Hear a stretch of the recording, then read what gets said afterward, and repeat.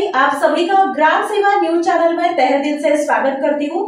ग्राम सेवा news channel Maharashtra में Bhiwandi, Shirdi, Surat, Nashik, Solapur, Bangalore in सभी शहरों में गुजराती के साथ साथ मराठी, तेलुगु और हिंदी माध्यम के द्वारा प्रसिद्ध हुए।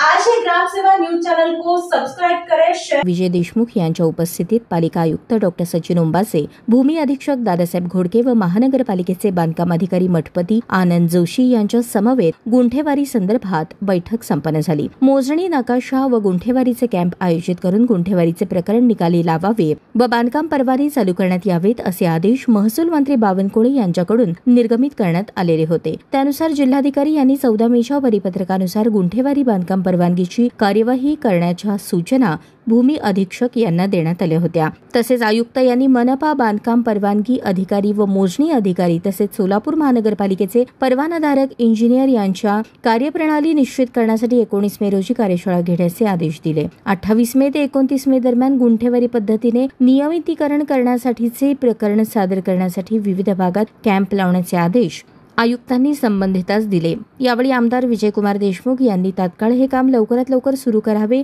अशी सूचना देखील संबंधित अधिकाऱ्यांना दिल्या। यावेळी सभागृह नेते शिवानंद पाटील, चेतन पाटील व संबंधित अधिकारी उपस्थित होते।